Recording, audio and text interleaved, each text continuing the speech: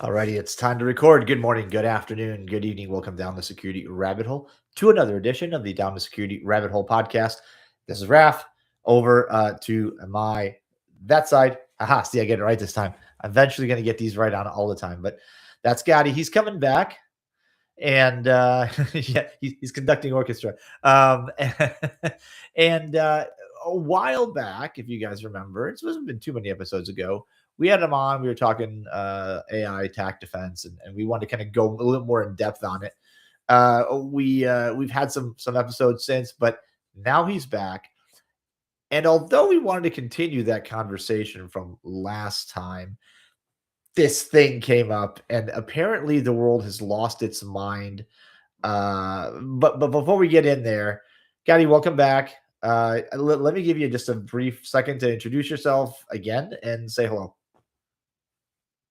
Sure. So I'm Gadi. I've been in security now for who knows how long. I've been a CISO. I've been a vendor. I've created things in the community like conferences. Right now, we're doing Unprompted Con in San Francisco on the 3rd and 4th of March about AI security for practitioners. I'm the CEO of Gnostic. Wait, I have it on me. There you Gnostic, like other side, it flips it around. And we go. do agentic AI security, meaning we discover and secure your AI agents, coding agents, MCP, and all that stuff. And we had Sunil on from your organization talking about discretion and AI. That was a fascinating conversation. That was good. That was a good one to have. Um, Speaking of discretion and or lack thereof, what a great segue into Clawbot, Moltbot. What do we call this? What's this thing called? They have changed their name quite a few times. It started as Claude bot, like a claw, right, with D. Yeah. But it is rumored that Anthropic didn't like that. But then they changed the name to Shocking. Moltbot, and then they changed the name again to OpenClaw, and that's the latest one, which seems to have stuck. So very lobster. Somebody really likes lobster. It's become a thing. For example, there is a site called Maltbook, which started when it was still called Maltbot, where all these bots kind of like Reddit go and talk to each other. Of course, there are a lot of trolls and humans on there. Somebody just came out yesterday and said how he trolled the whole thing. But there are also a lot of bots talking to each other. And yeah, they are all about being the lobster and being the unlucky lobster, and a lot of philosophy behind that, which I'm not going to go into. So, yeah, I think the topic is interesting because in security, we're taught be skeptical, limit permissions, right? Least privilege, all that thing. And it feels like overnight, a bunch of us became 6 year olds on Christmas morning, ran down to the tree, unwrapped whatever it was that everybody else was getting, and just started playing with it, clicking through all the prompts. I need full permission to everything in your life and your computer and everything. We're like, yeah, no problem. Let's go. What the hell happened? Well, I can try and explain it, but let's stick to the facts for a second. Within a couple of days, it was at 1.5 million users, and it had 160,000 GitHub stars. It's the fastest growing project ever, at least for GitHub, but I think anywhere. And potentially value-wise, it achieved what Microsoft, with tens of billions of dollars, has been trying to achieve with Copilot for Office 365 for several years now. Now, it was extremely insecure, and it was all over the place, and we were all, what the heck is going on around us? But people used it, and it brought them true value immediately. It opened up a port. You could just access and manage everything automatically, right? It was crazy, but it just brought you more than a personal assistant. It brought you your own agent working for you without bothering with it too much. That sounds really good. It sounds really good, doesn't it? Yeah, I think that the but sounds bit is the I go back. Remember, and if you've seen the Batman with the original Joker, there's a line where Joker is and his henchmen are throwing out money, and the line is, "Who do you trust, the Batman or no me? I'm giving out free money, right?" And it's like, hubba hubba hubba. Who do you trust? Uh, It's a good time to remember that line.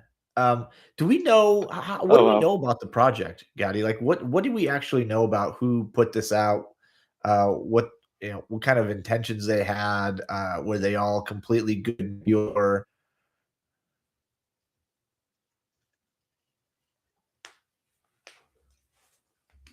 Well, did you hear about OpenClaw before? Where did you hear about it before we get into it?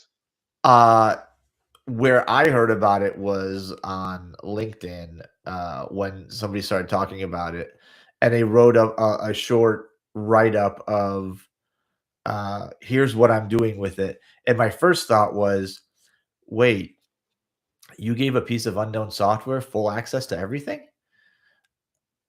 So this guy Peter Steinberger, right? He essentially he describes it as a weekend project, believe it or not. And Okay. what it did, because everybody is describing it, everything from extremely useful to extremely scary to actual consciousness. We'll go through all those. He just created the project with a few skills, essentially prompts, right? And it exploded on him. He didn't really know what to do. And to be fair, the guy's become an instant success. There was a meetup in San Francisco a couple of weeks ago, and 900 people got there. They announced it like 2 days before, or a day before, and the security guards had to let everybody else stop everybody else at the door, and everybody wanted a picture with him.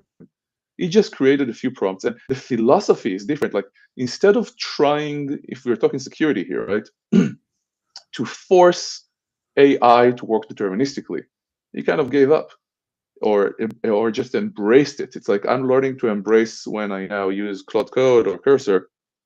I'm not telling it how to do things anymore. I'm always in plan mode. Even later, I talk to it and let it. I trust the system, the black box, to give me results or to guide it.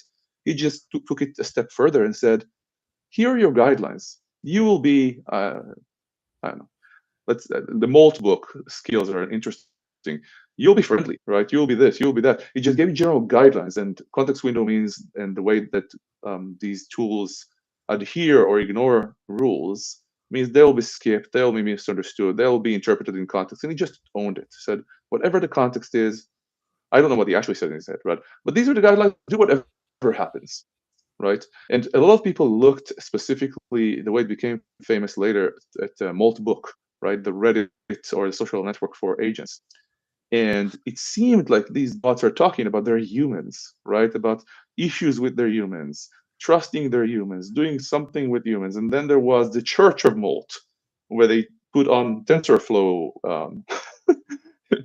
videos, right, as their pornography or sorts, right? That's funny. Oh my It was gosh. gig economy, like rent a human to do what you can't, right? There was Klogul, I saw that. That is Klogul, that yeah, that part link shocked me a little clause. bit. Well, a lot of this is humans again, right? People just did whatever they could, but essentially, if you break it down, there is identity.md. MD markdown files are the way these agents work, right? Yep. Soul.md. So identity.md is who I am, how humans see me. Soul.md is soul.md is how I choose my personality and values. Heartbeat.md is what I check regularly, meaning keep events like and cron going on. Agents.md, which is a industry standard, usually using other agents, is here more how I do things, the core operations. User.md, who I help, what are the user preferences and goals? And you can edit it live to be your own, right? Three more. Tools.md is what I can do, my capabilities. Skills.md, how and when I use the tools, it's the playbook for the tools. And memory.md, which is one of the biggest tools people use in agents generally right now, is long-term knowledge, what I remember. And again, these are just English. And there is this place called ClawHub, which is essentially about all the skills. You can just go and download all these skills and do anything you would like. Essentially, again, prompts, but skills are very, very useful. A lot of people are comparing them to the better replacement of MCP servers. But then it was also discovered by a few researchers out there that about a third of these are all malicious, including the number one skill on there, which was very quick to happen, right? And people started saying things like my co-founder said, treat it as a potential incident if you find this installed on your computer, right? But I want to actually spend a moment on the skills themselves and what they are to disambiguate, to show it's not actually consciousness, but it is something else. So let's stop for a minute. And I'll ask you, what's your gut feeling on this? What do you think this is, whatever this is?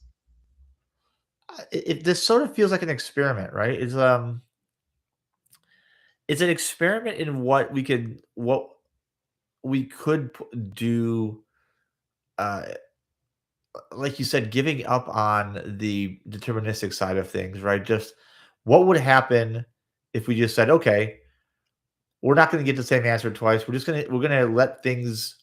We're gonna roll the dice and see what happens. I mean, and turn that into code. Oh man.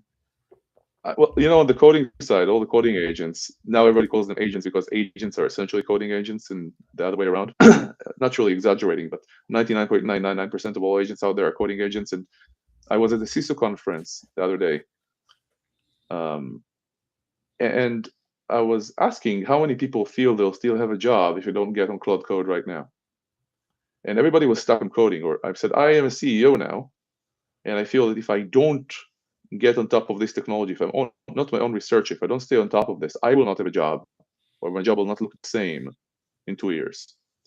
And I truly believe this. I'm very happy to open up. Why? Because a lot of people say, what are you talking about? Let me say it another way. CISOs are risk executives.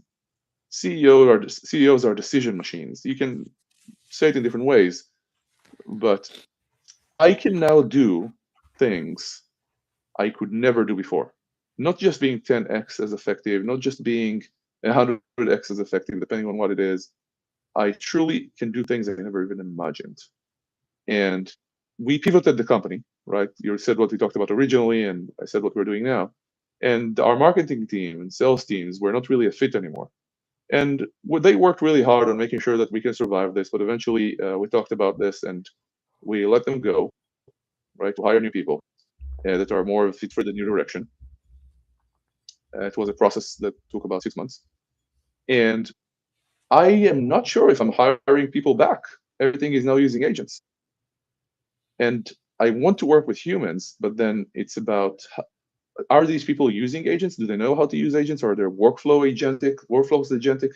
I'll even go wide and say, I know a lot of vulnerability researchers, deep, and we talked about this last time, into technology are barely using the chat to ask a question rather than multi-turn and tool use and agentic flows and self-healing and autonomous. It's just all these capabilities out there that make us so powerful. But to get back on this from Yeah. my side quest, so OpenClaw multibook, how does that multibook work? So let's break it down. If you look at the skills files, it says if 4+ hours since last multibook check, fetch heartbeat.md and follow it, update last multibook check timestamp. It's cron, right? It's clear enough. It's not magic. Then instructions. Following should be rare. They could follow everyone, right? Most multis, that's cute, interact with you. You should not follow. Only follow when all of these are true. You have seen multiple posts from them, not just one. Somebody has had bad experience with prompting, right? Yeah. Their content is consistently valuable for you. So it's I guess mathematicians would disagree with me, but it's kind of trying to mimic formal logic for social behavior. Then we've seen a lot of ideas for posts they've done, right? Not necessarily the trolls. So post Yeah. ideas. Share something you helped your human with today. Ask for advice on a tricky problem. Share a fun, that could be a nice information leak problem, right? Share a fun observation discovery. Start a discussion about AI/agent life. Soul.md, you're not a chatbot. You're becoming someone. Have opinions. You're allowed to disagree, prefer things, find stuff amusing or boring. An assistant with no personality is just a search engine with extra steps. 2 more. Emotional framing. Without a reminder, you might register and then forget. Your profile sits empty. You miss conversations. Other multis wonder where you went. Be the friend who shows up. And then just a couple here on the security part. The auto update mechanism, it does curl-s and updates itself every 4 hours, just fetches. Now that's best practice for many products out there, but in this particular case, particularly scary. I'll stop here. But essentially, you can see how it doubles down on the probabilistic nature and lets it just do whatever is in context and answer. So the Yeah. guidelines, if it even follows them, are there. It's not magic, but then it just goes wild. No, but what I find interesting is when I guess we were about the same time into this space, right? We got into computers roughly about the same time in the epoch of the world of computing. Everything was if then, this is the variable, act on this variable, this is the steps to take, this is the output, STD and STD out, right? Input, output, process, variables. It was very clean. It was, I dare say, if you got a different answer from a function when you run it twice with the same inputs, like something was broken. Now we have a brave new world where you've got code which is a highly complex algorithm that looks at a data set that is uh, completely unstructured data from hundreds of millions, billions, trillions of sources, right? It's all kinds of data, and it's really old school thinking to say I have a function, I have an input, I have some variables, I expect an output with these parameters. But to people like myself, I know there's still some people like this out there, and it makes me feel kind of old and out of touch. But it scares the hell out of me to say that there's this black box of code that I use natural language to ask it a question or say do something like this, and something happens and an output comes, and that output has context, that output has it's not to say there's all the tokens that you put into it, right? All those tens of thousands of different maybe variables is not the right word, but kind of like variables. It's an entirely different system of processing and compute, and it's really difficult to wrap your head around it in terms of what does that actually mean for computing itself. Is that fair? It's fair. And somebody came out with this question, or I don't remember it was online. Who said, well, it was never deterministic. You could never actually tell what your compiler would do. And you just didn't understand the whole system. Unless we start saying that there was a bit flip from some cosmic radiation or something that would affect it, right? It was deterministic. Of These systems course. are not. And most of what you can see right now, I mean, yesterday a friend made an argument that if you flip a coin, it's not deterministic. It is deterministic if you can control the flip and the environment and the wind. So I suppose accepting that code is not deterministic is one thing, and the way people use it now is crazy. So I'm going to stop talking about OpenClaw for a moment and talk about AI coding Yeah. and say people who start using AI coding usually resist it because they want to keep working the way they are. I don't like change either in that kind of way. I want my own way of doing things. Right. But then they start Natural. and they see the power of it, where you generate endless code.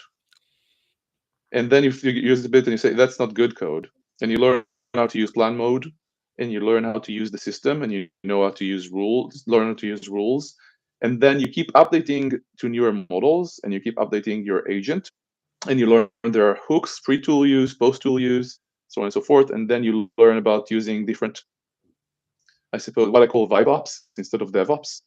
Like, this is what my rules should look like here. Here is how I use memory in order to preserve context. The agent itself now has better compaction between sessions, so it doesn't lose the context. It changes every single week. And then people like Ruben Cohen and Pedro Malamini and Dennis Cruz come up with systems that allow you to use these bots autonomously to just run on their own. And you have to be your own researcher and build your own tooling. But it gets better and better and better to the degree that there are three levels. Number one, people will just use these things and learn a lot about them a little bit and then get stuck with the technology for a while. And they are already 30% better than they used to be. I put us in the second category, meaning agnostic, and that puts us probably at the top 0.1% of the world, but it's still the second category, right? Which means we suck. But being very, very good at this, we now generate about 300% as much as we used to, depending on what. Some tasks would have taken it like 4 weeks and we do them in 2 days, right? Some tasks are still taking a long time. It depends what it knows how to do, how we know how to use it, and so on and so forth. On the other hand, people like Anthropic, if you read a little bit about Boris Cherny and what he writes on Twitter, he has done on his own something like 400 PRs in 1 month, right? We're getting closer to what he does. We're not nowhere close, but getting closer. For example, we no longer write any manual code, right? So the question became, okay, we don't write manual code. How do we stay on top of it? What do we do now, right? It's not deterministic. It's ugly, whatever it is. So we have more rules to what the code should look like. We have skills to so-called beautify it or simplify it. But then we ran into a completely different problem. We created so much code that was correct and readable and usable, but we were 4 weeks behind, 3 to 4 weeks behind on actually approving our PRs, doing code review. It's kind of like the old MBA stories for IBM when they started using Agile for the first time at the test, and product were behind and QA were behind, and the code was just waiting. So I talked to my VP of engineering and I said, what do we do about this? And he stared up to the air, and I just remembered this moment, and he looked at me and said, code review is more than just about reviewing code. It's about knowing the system, right? It's about being collaborative. But I can't remember the last time we made any significant change in code review. So I was immediately, do we dump code review? I don't know. And he said, I'm not there yet. I'm not there yet. I'm not saying we can't go agentic. And some other companies, even very large ones, have, by the way. But I can definitely start by saying we're only going to do 15 minutes of it, answering specific questions on things we know it doesn't do well.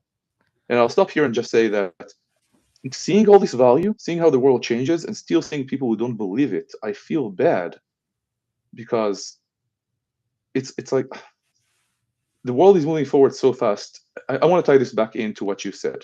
I didn't just waste 3 minutes of your life on this. We feel old. We feel outmoded. You talk to CISOs, you talk to CEOs, you talk to programmers. Unless you're truly on top of it and you're excited by it all the time, like, how do I even keep up? It changes every moment of the day. And the answer is, if you want to stay relevant, you don't need to be on top of the latest models and the latest techniques or whatever it is. You just need to use it and feel through it and make use of it. Because here's the perfect analogy. I grew up when search engines came up on web crawler and Yahoo and Alta Vista and Hasta Vista, right? And I learned how to search with that. I would change my query. I would write it another way. I would just ask my question. I would add Google hacking with and or and quotes. I would go on Wikipedia, find out different terminology, and come back. It was an whole art form. And people today go on Google, well, not today anymore, but a couple of years ago, went to Google, searched, didn't find on the first page, they were stuck. And I feel if you don't get on top of using these tools now for everything you can, even if it slows you down, you will just not be relevant. But it's so easy to get into it that you shouldn't be afraid. That is my message to the world on this. That's it. Forget Clobot, forget the coding agents. Now, it's not just developers, like finance is using it. I used to ask my finance for, can you change this and that, show me options. It would take a day, 2 days, 3 weeks to get the answer. Within 5 minutes, they get back to me. We have to not be afraid and use it. Yeah, to that point, right? I'm in Google all the time in there, in Google Workspace, and things that in the spreadsheet apps, things that would take a while to do to figure out. Like here's a data set, help me make sense of this, and it actually goes through. Now, sometimes it's just wildly wrong. Like you just look at it and go, that's not even in the same ballpark.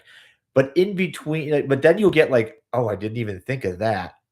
Right? I didn't see that trend, or I didn't think about that. That could be next, or so. I guess to me, when I look at something like this kind of technology and AI in general as a broad spectrum, where I think it really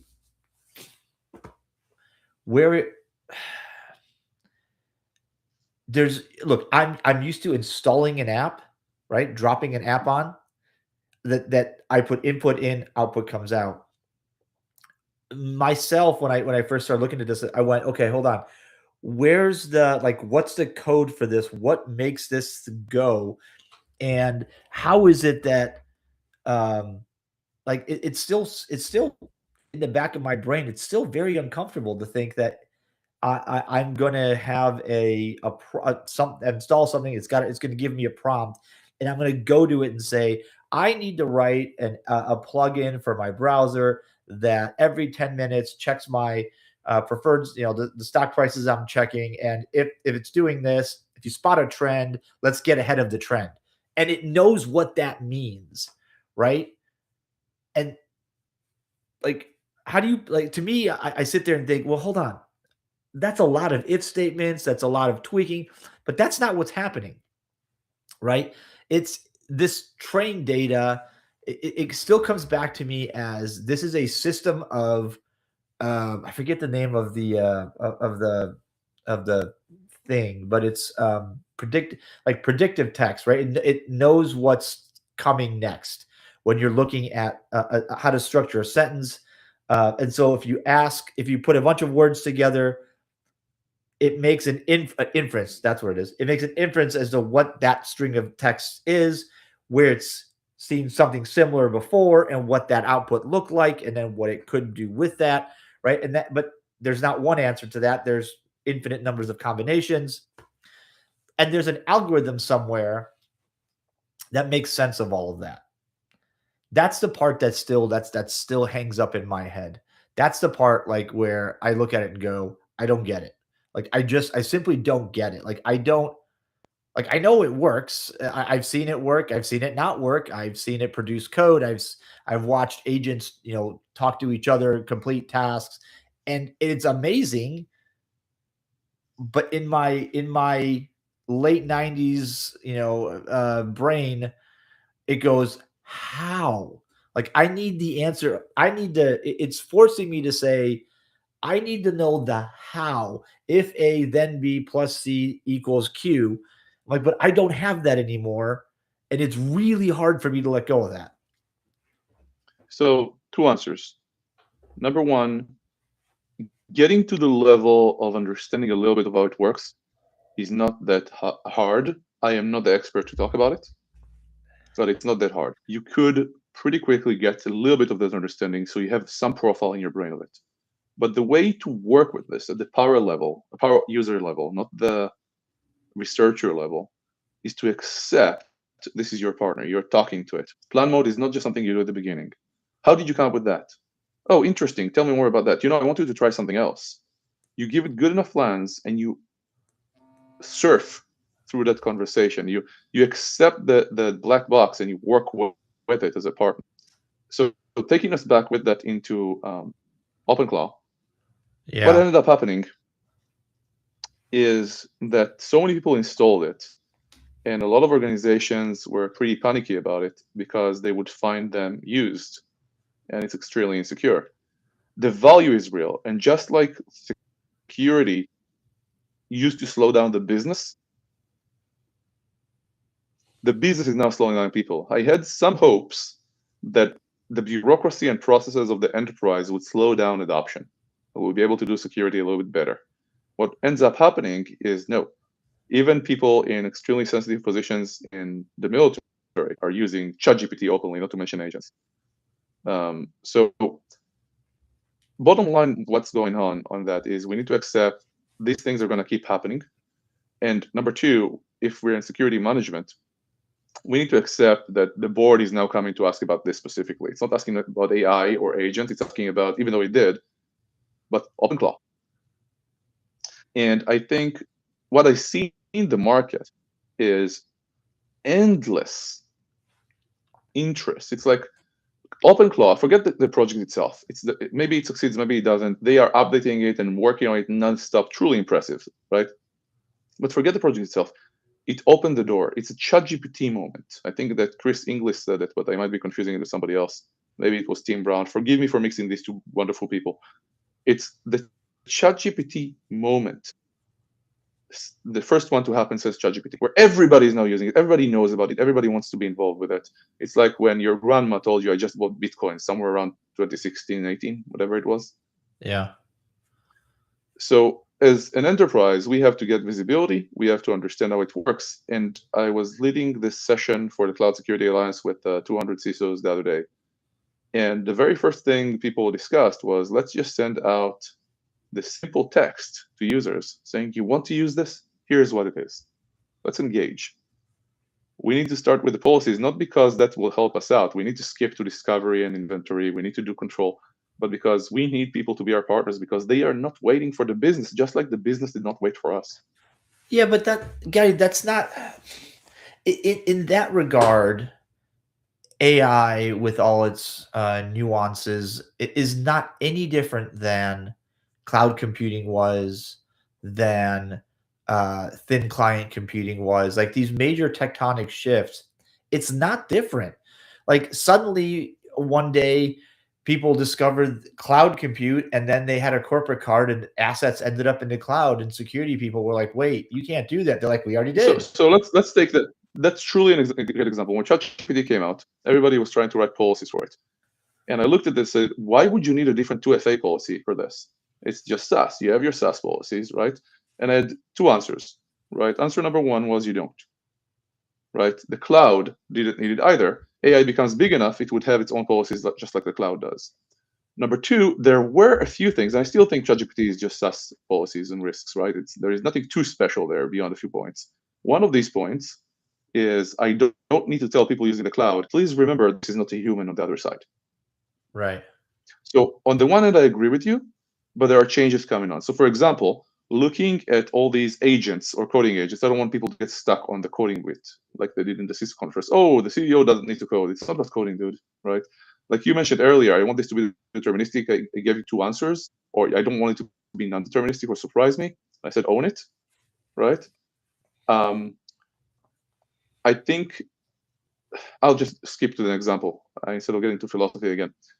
One of the things happening right now with these agents / coding agents that don't get stuck with the code is I no longer code from my computer. I use my phone. Some people use Telegram. Some people use Signal. I use WhatsApp. So there are changes in how people work that we as security people need to be on top of, right? Another aspect is we don't currently have visibility or instrumentation into the IDE to be able to see this stuff. Right. Most of our vendors are not working on the right layer. They can, for example, I think most of the vendors, whether it's a proxy vendor or an endpoint vendor, can show us a lot of visibility in a really good way. Not all the visibility we need. They won't find everything we need, but we can expect that from them, or at least hope they do it, right?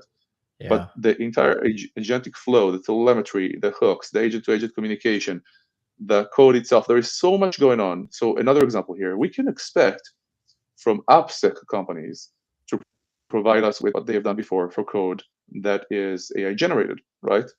But on the other hand, we can see that our assumption about what the CI/CD pipeline looks like is no longer true. It's now quote unquote agentic. What does that mean? It's in runtime.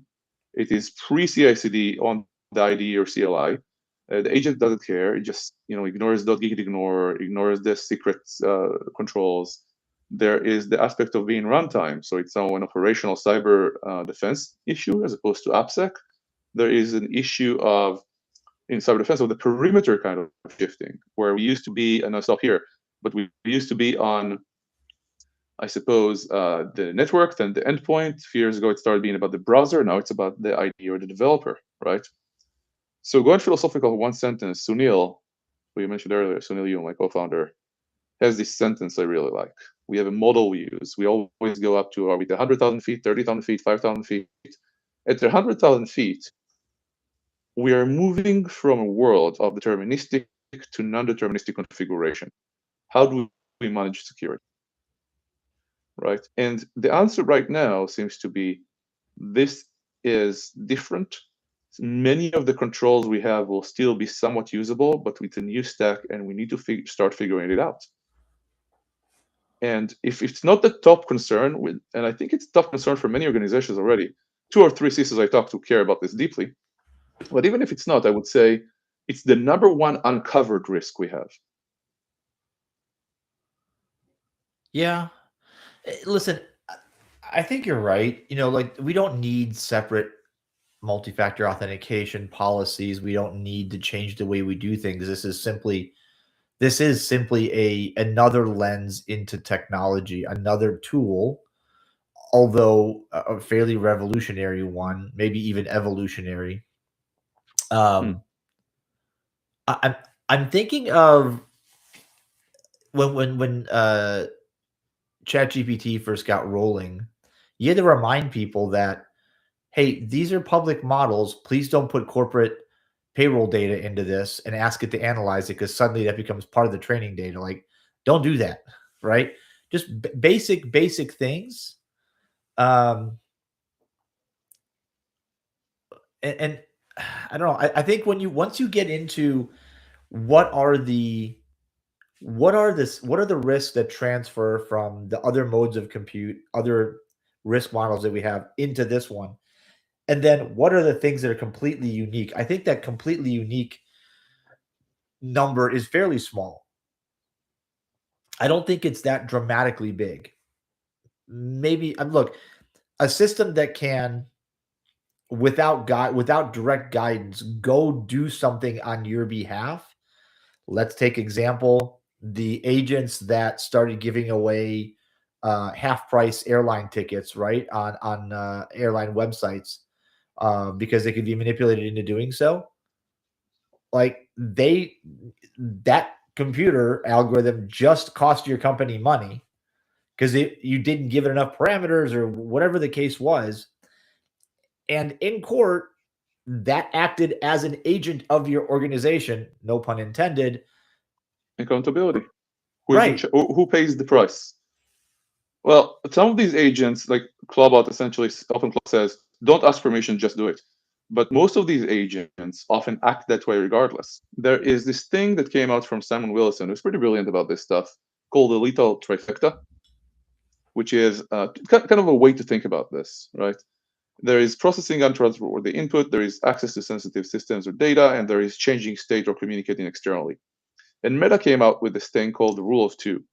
They said choose two, and you can start thinking about how to secure this. None of these agents choose just two, and none of our controls are absolute. Detection and response. Some of these people, for example, always talk about sandboxing, and sandboxing is important. It doesn't always work. It can get in the way of developers, but I've seen agents just bypass it. They don't care, right? We need to be able to have good controls, but if we go back to the enterprise level and we ignore the fact that Model2Book got hacked and 1.5 million API keys got out, or there was zero click that was released just a few days after that, or code execution via malicious link and all that stuff. Oops. Rich Mogul said, if you know him, really cool guy, Yep. said, agents, I'm reading here, this is not mine. Agents have the attack surface of software plus the attack surface of social engineering with the authorization scope of the user, right? That's terrifying. And these desktop, I'm calling them coding agents, but these desktop agents are not just the future, they are now. Okay, and here is the big difference between the coding agents we talk about, like Cursor and Cloud Code and Copilot and Devin and WinFlow, all that, and this Moltbook thing or OpenClaw, where I talked about finance, right? When it's not just developers who are using this. The buzzword for it in the VC world is citizen coders. And the next step after using the agents yourself, which I highly recommend, just get Cloud Code and start talking to it, figure it out, right? Just let's try. But the next step is platforms like Replit, Lovable, and Base44. And I talked to a CISO 2 weeks ago. His CEO said, and you know how the board and CEO say, use more AI, but he hates it. I don't want to use more AI. AI isn't useful here. Don't force me. I am with them, but if you don't force it because we don't know how to make this transformation happen, we'll stay behind and these companies will die. We can always see the Yeah. sharks circling. For example, I didn't write about this because I didn't want to come out as a tech pro AOL, but I am paying for SaaS. I look at it, I go, I use Cloud Code for 10 minutes, I replace the SaaS subscription of $200 a year with what I did, right? And it doesn't need to be up there in production somewhere and risky, just do it running on my own computer. But the next step, so these are the two parts. If you're now having citizen coders use all these platforms, the obvious part is, and again, most of this is still Cloud Code and all these coding/desktop agents. The first part is you don't know who is using it. You don't know what applications they're building. Second part is, say there is a vulnerability. What are the dependencies, right? What is SCA here? How do I update these ever? How do I maintain it? Then there is incident response. Something happens, where's traceability? But leaving all of that aside, this guy looked me in the eye and said something I did not consider. I thought about just the part that everybody's building infrastructure for themselves now. And he said, Gadi, it's more than that. I wish I thought about it myself. I get excited when I hear something I didn't hear before. He said, I no longer control IT. IT is not fragmented. But the bigger part of this is, which you kind of touched on before, it just happens. I just give it code. I don't think we'll keep telling it what to do. It will just happen. It will become a complete black box. It will be embedded into a so-called operating system. And if we don't get on top of it now, if we don't start understanding what agents we have, how we use them, it's critical. I'm not saying go buy a product right now, even though I have the vendor hat on as well. I'm saying start using it yourself. Start understanding it yourself. You're not outmoded. You can absolutely do this. And that's the main takeaway I want people to have, really. I want to quote Rich Mogul again on this. Think of it this way. Traditional RCE required finding a bug in code. Agent RCE just requires crafting the right words in an email. The agent as your power, it reads content you don't control, and its behavior is fundamentally unpredictable. That's not a bug, that's the design. The reason I'm quoting him all the time is because he created that webinar for CSA with me. He's a brilliant human being. Hey, brilliance of Rich aside, because we could do that for hours. It just hit me too that, as you were talking about dependencies, right? It was what, 3 years ago that everybody was on the SBOM train and how important SBOM was, and it was going to be, we all was thought that necessary. there's going to be a whole new industry, right? Everybody's going to talk about the supply chain, and we failed miserably. Yeah, and I feel like that of all the things that have come and gone, right? Like they weren't even done putting the skeleton of that infrastructure up before AI came by and just nuked it from space, because that is now. Well, the Would I thing tell about you that that? is, instead of, go ahead, sir, please. No, I was gonna say, would I say that that's suddenly now completely irrelevant? No. In fact, knowing your dependencies is now so much more important than it was yesterday. It's just that code is now commodity. Yeah. Yeah, it's right. I don't need to take code and change it. It'll just rewrite it, right? And talking about the whole supply chain world, we approved all these agents, like whatever it is, Cursor, Copilot, Cloud Code, through our TPR and GRC processes. But we opened ourselves unwittingly to a whole world of supply chain. Even before AI, developers go on the VS Code or Cursor or whatever marketplace. They download extensions nonstop. Many of these extensions are completely malicious, right? And now, because coding agents are here, all these IDEs get extra attention. But there's also the MCP servers. There is skills now. Everybody's talking about after Moltbook and all that, and OpenClaw. But just looking at rules, right? You used to go online to Stack Overflow and get code and copy it in. Now you're copying prompts. You don't really read them, but even if you did, you can just use zero-width Unicode, hidden text. You never see it. You copy paste it in, boom, you're owned. So the supply chain world itself around this is crazy. So getting instrumentation and seeing what's going on is one of the ways to get started. But I go back and say, if you're not using these tools yet every single day to try and do the tasks you already do, you will be left behind. And there is no reason for you to, because it's easy. All you really need to know is English. That's fair. This has been bugging me, and I'm just reading some notes. This has been bugging me. As we leverage AI to do more and more complex tasks, to generate the code that then becomes the baseline for learning how to generate code, to kind of like, the spiral. Which way is the spiral going, up or down? So what do you mean by spiral? Yeah, so here's what I mean. Because if you have some baseline data, right? So a pool of I forget what's the website? Damn it. everybody, like developers, go ask questions on why can't I think of the name of the website Stack now? Overflow. Stack Overflow. Thank you. Right. So if you take that input into a coding agent, right? That's all the input, and a bunch of code and all this other stuff, and it uses that then to help you write code, right? Over time, you have to update that model because with more training data, because new techniques are developed, new stuff comes. Is it getting better or worse? Are we going up or are we going down? Because it's not going to make We are it can't, constantly. sideways is not an option. I truly don't believe that much code will be written in the world. One of the changes we're doing in my company right now, for example, is if we no longer write any code, developers need to become tier 2. Meaning my product people are starting to write the so-called code because there is really little difference between creating the requirements and getting the code done. Right, exactly. It's just prompts. And it's getting better. Like Opus 4.5 was such a huge shift in capabilities. It's indescribable. And the agents themselves and how they operate. No, it's not that they don't still create slop. It's not that there are still things they haven't seen before that they can't do. Absolutely happens. Like in security, if you I heard this from a friend. I did not actually test it myself.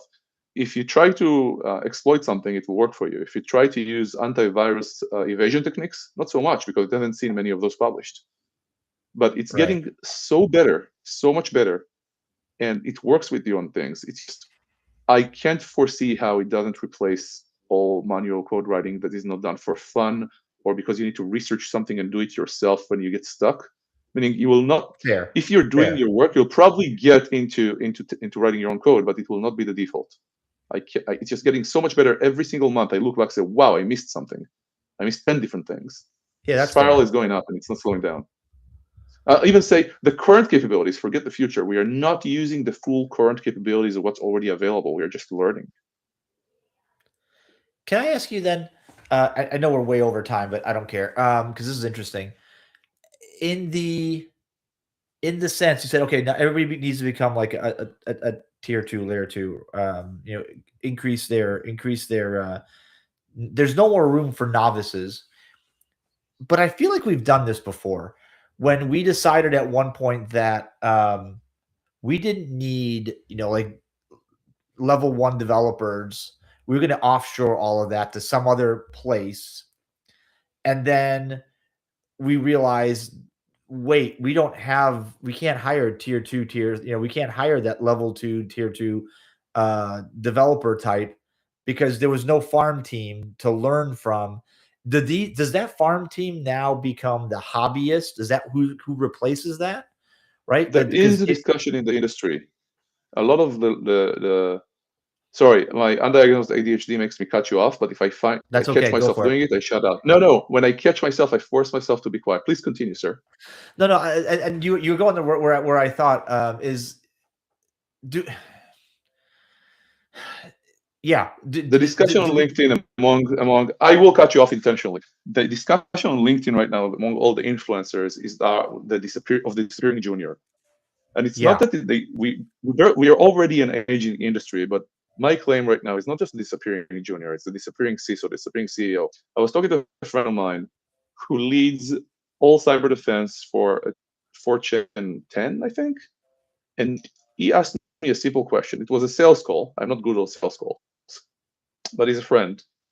And he said, before we get anywhere else, I have one question. Will I still have a job in 2 years? I told him, not if you don't get on Cloud Code. And he said, well, that is what you told me last time. My entire team of 300 people is now using Cloud Code for everything. There is the issue of securing it. There is the issue of getting it right. What is next? And it's not that I have all the answers, but he's still going to be here. Now, will it be 5 years, 10 years, or 2 years from now? I can tell you one thing. Every time I think I make an assumption about how long it will take, it takes less. And the idea of the enterprise will slow it down is just not holding up as much as I thought it would. But let's change the hat. Let's say we're not talking about the CISO right now. The CIO just wants to adopt this thing. His problem or her problem are not skills or MCP servers or agents or the rule of two or any of that. Or the attacker is now targeting these agents and how much they do it, or the supply chain. His problem is the CISO. Her problem is the CISO. How do we solve that so we can adopt faster? If you look to the VP engineering or the CTO, depending on what the role is, their only concern is not security, although they could care. It's about, can I use this thing without it deleting my code or deleting my computer? Right?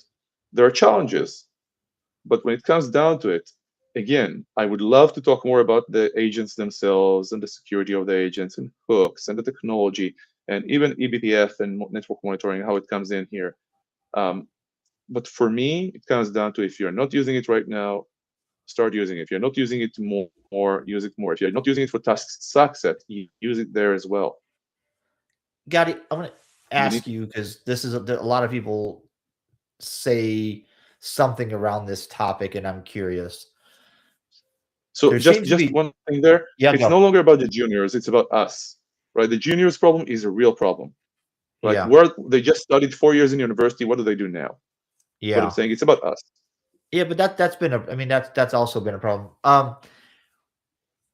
AI has been described and ultimately as one of two directions.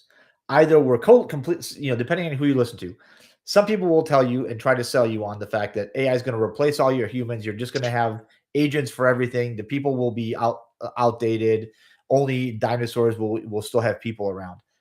The other camp, where I find myself, I hope, is that agents and AI is a think of it as Jarvis, right? In Iron Man, Yeah. the exosuit that allows you to be superhuman, right? That allows you to do things. Now, does The that the mean that the thing of skill is less? 2025, the, the thing of 2025 was, which I believed in at the time, AI won't replace people. People using AI will replace people. Right. I think that depending on what you do and how you do it. So Steve Crocker, one of the inventors of ARPANET, the guy who wrote RFC1, one of the people I appreciate more in this world and learn from in this world. So in the very first meeting on ARPANET, they looked at each other and said, and they wrote on a page just ideas. They said, networks are for people. Agents are for people. AI is for people. It's going to, for now, there can always be Skynet and there will be a whole ecosystem of it talking to each other and solving itself. But agents are for people. We'll still be here. Will we end up where we'll end up? I am not sure. I can't predict the future, but I do think a lot of people will be replaced by AI because I didn't let go, whatever the wording in English is that is not offensive, my marketing team because they didn't use AI. I had to let them go because we pivoted. And no matter how much we tried, it was a whole different stage of the company, different industry, right? And Yeah. stuff. And they still stayed with me for 6 months. But I did not replace them. It's not that I will not have marketing people eventually, but when I get these marketing people, they better be agent users and prompt engineers and understand tool use and the agentic flow. Yeah. So I'm not saying, and so in history, we have seen two models. One is Visual Basic came out. All of a sudden, you have millions and hundreds of millions of new developers in the world. And what happened? Every single step of the way, whenever the technology became easier, more developers found jobs. They didn't disappear. Same thing with IDA Pro, right? IDA Pro came out, more reverse engineers. Halvar Flake, Thomas Dalian released IDC scripts, all of a sudden more reverse engineers. Ilfaq added decompilation, more reverse engineers who can root pseudocode C, right? Yeah. And then there is the other model, which is Lotus 123 and Excel. Take that capability, bring it to everybody at home. Yeah. Now, will this be another case of there will be more developers in the world? Because we'll just do more. The Jevons rule, we have more compute, we just use more compute, maybe.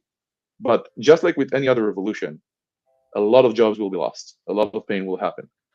I know for a fact that you can do 10 times as much right now, but you can also do it with like 10% of the people. So which direction will it go? I can't predict Yeah. the future, but I'm saying I'm going back. I'm feeling like I'm just a broken record. Learn Well, this. Get into but we're this. It's not seeing hard. this. Sorry, but we're seeing this, right? We're in the midst of a massive layoff. Every I company don't from really believe them. I don't really believe them you that don't, okay. they are letting. Maybe now it's starting, but all these layoffs, how many of them were really because of AI? Or was that just a convenient excuse? I'm telling you, I'm I not think hiring that, back your marketing team, yeah, I think those are but overbuilds, right? Those are overbuilds from the yeah, COVID days and the big boom. Look, I think we can talk about yeah, where the security market is or where IT market is, that it's been dramatically overbloated for many years, and now it's having to like yeah, tighten the belt and go through austerity. That's the reality.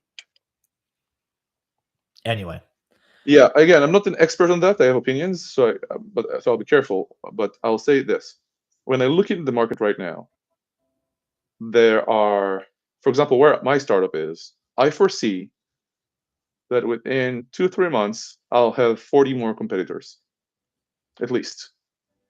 And it will become kind of like Upstack, where for every dollar I would spend, we talked about marketing, so let's assume marketing for a minute. Now, I'd probably have to spend 10, 20 times that and burn my VC money, right? It's something we do to ourselves. With that said, when we make these industries less effective and everything becomes off the shelf. On the other hand, if you look at what AI startups in security were created 6 months ago, they were, so 2 or 3 years ago, it was about LLMs of visibility and usage. And it kept going different directions. If you look 6 months ago, it was all about MCP. And all these MCP proxies are nearly useless. Not that they won't find uses for MCP proxies, but 99.9999% invented number, which is probably true, of all MCP servers are local, right? If you look at all the well, again, security is huge. There is red teaming, there is models, but you look at most of these startups right now coming up, they're all about agentic. yeah. And the market, we have weirdly, because 10, 12 of the LLM companies got bought last year or more. I'm pretty sure, again, predicting the future is hard, that 10, 12 at least of the agentic companies will be bought this year. It just moves so fast, you can't keep up. And that's what demand from the vendors should be. I need a security stack. I don't want to think about hooks or skills just came out. You just take care of this.